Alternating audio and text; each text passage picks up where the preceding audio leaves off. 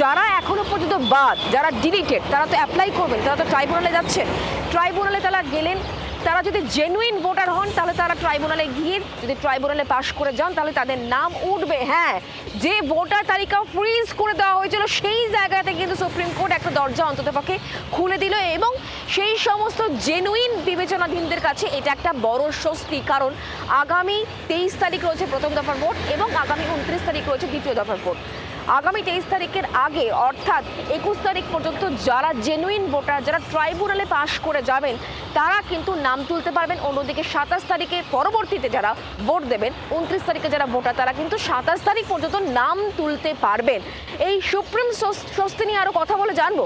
আমাদের সঙ্গে রাজীব রয়েছেন, আমাদের প্রতিনিধি টেলিফোন লাইনে। রাজীব, দেখো, রাজ্যে যে এসআইআর প্রক্রিয়া চলেছে সেই এসআইআর প্রক্রিয়ার মধ্যে অত্যন্ত গুরুত্বপূর্ণ একটি বিষয় ছিল লজিক্যাল ডিসক্রিপেন্সি। এই লজিক্যাল ডিসক্রিপেন্সিতে প্রায় 60 লক্ষ মানুষের নাম বাদ পড়েছে।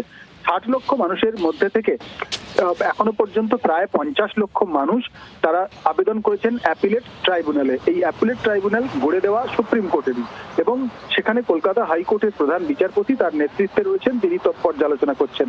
এই অ্যাপিলেট ট্রাইব্যুনাল আগামী 21 তারিখ এবং 27 তারিখের মধ্যে, অর্থাৎ প্রথম দফার জন্য 21 তারিখ, দ্বিতীয় দফার জন্য 27 তারিখ, যাদের গ্রিন সিগন্যাল দেবে অর্থাৎ যাদের বৈধ ভোটার বলে গণ্য করবে তারা ভোট দিতে পারবেন।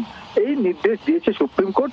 সুপ্রিম কোর্ট সংবিধানের 142 নম্বর ধারা অনুযায়ী তাদের বিশেষ ক্ষমতা প্রয়োগ করে নির্বাচন কমিশনকে নির্দেশ দিয়েছে 21 তারিখ এবং 27 তারিখ প্রয়োজনে দুটি ভোটার তালিকা প্রকাশ করা, যেটি সাপ্লিমেন্টারি ভোটার তালিকা, সেই তালিকা প্রকাশ করে যাদের অ্যাপিলেট ট্রাইব্যুনাল বৈধ ভোটার বলে চিহ্নিত করবে তাদের ভোটাধিকার ফিরিয়ে দিতে হবে। এটাই অত্যন্ত বড় একটি সিদ্ধান্ত। তার কারণ বিপুল সংখ্যক মানুষ তারা তাদের নাম বাদ যাওয়ার পর তারা নিজেদেরকে বৈধ বলে দাবি করেছিলেন এবং তারা অ্যাপিলেট ট্রাইব্যুনালে আবেদন করেছেন, এবং অ্যাপিলেট ট্রাইব্যুনাল তারা দিনরাত কাজ করছে এবং এই কাজ করার পরে তাদের সিদ্ধান্তের উপর নির্ভর করছে এত সংখ্যক মানুষের ভোটাধিকারের বিষয়টি। একদমই রাজীব, অনেক ধন্যবাদ আমাদের সঙ্গে টেলিফোন লাইনে থাকার জন্য। আর এই বিষয় নিয়ে রাজ্যের মুখ্যমন্ত্রী মমতা বন্দ্যোপাধ্যায় তার বক্তব্য আমরা পেয়েছি, তিনি ঠিক কি বলছেন শোনাই। আমি বারবার করে সবাইকে বলছিলাম ধৈর্য রাখুন, অ্যাডজুডিকেশনে অ্যাপ্লাই করুন ট্রিব্যুনালে, এবং টুডে অর টুমরো আপনারা নিশ্চয়ই পাবেন। আজকে সুপ্রিম কোর্ট অর্ডার দিয়েছেন যাদের নাম আছে ট্রিব্যুনালে, মানে যারা অ্যাপ্লাই করেছেন সকলেই মোটামুটি করেছে আমার মনে হয়। তো সেখানে ফার্স্ট ফেজের ভোটার লিস্ট ওরা ডিক্লেয়ার করবে, সাপ্লিমেন্টারি লিস্ট 21 তারিখে, 23 তারিখের আগে।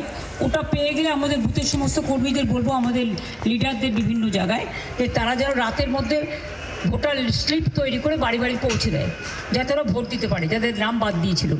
আর 2 হচ্ছে যে আর 27 তারিখে 29 তারিখে যেটা লাস্ট ফেজ আছে সেটাও 2 দিন আগে 27 তারিখে বলেছে ওটা ট্রিব্যুনাল অ্যানাউন্স করবে ভোটিং রাইটস। সুতরাং I am so happy and I am proud of my judiciary and, এবং আমি নিজে কেস করেছিলাম, এটা আমার কেসের ওপর। মামাটি মানুষ জিন্দাবাদ, মামাটি মানুষ ধন্যবাদ। আজকে আমার থেকে খুশি আর কেউ নেই। অসংখ্য মানুষ তাকিয়েছিলেন আজকে সুপ্রিম কোর্টের দিকে, এবং সুপ্রিম কোর্ট তার বিশেষ ক্ষমতা প্রয়োগ করলো, অর্থাৎ সেই 142 নম্বর অনুচ্ছেদের কথা উল্লেখ করতে হচ্ছে। এক্ষেত্রে সুপ্রিম কোর্ট সেটা প্রয়োগ করেছে, এবং তার ফলে কিন্তু অসংখ্য জেনুইন ভোটার যারা কোনো কারণে হয়তো নাম তুলতে দেরি করেছেন বা নাম তুলতে পারেননি, তারা ভাবছিলেন যে তারা ভোটাধিকার প্রয়োগ করতে পারবেন কিনা, তাদের জন্য সুপ্রিম কোর্ট কিন্তু বিশেষ ক্ষমতা প্রয়োগ করে সেই দরজা খুলে দিল। আর এই জায়গা থেকে তৃণমূল সাংসদ কাকলি ঘোষ স্বস্তিদার কি বলছেন শোনাবো, এবং তার পাশাপাশি রাজ্য বিজেপির প্রধান মুখপাত্র দেবজিৎ সরকার তার বক্তব্য বাকি শোনাবো পরপর। গণতন্ত্রের জয় বলে আমি মনে করি, এবং মমতা বন্দ্যোপাধ্যায়ের যে নিরন্তর লড়াই, যাদের নাম বাদ গিয়েছিল তাদের কোনো গাফিলতি ছিল না, তা সত্ত্বেও গায়ের জোরে নির্বাচন কমিশনের দ্বারা তারা ভোটাধিকার প্রয়োগ করতে পারবে, এটা আমাদের কাছে অনেক বড় খবর। সমস্ত বৈধ ভোটারদের ভোটদানের অধিকার দিতে হবে, এটা আমাদের ঘোষিত দাবি। নির্বাচন কমিশন যদি এর উল্টো কিছু করেন আমরা অবশ্যই আন্দোলন করব, আমরা বিরোধিতা করব, এবং আমরা নির্দিষ্ট ফোরামে আমাদের অভিযোগ জানাবো। কিন্তু তা যদি না হয় সেক্ষেত্রে ভোটারদের ভালো করার জন্য যা করার সবকিছু করতে পারেন, আমরা সেটাকে সমর্থন করব। এটাই আমাদের নীতি। বাংলার আওয়াজ, বাঙালির আবেগ, জি 24 ঘন্টা।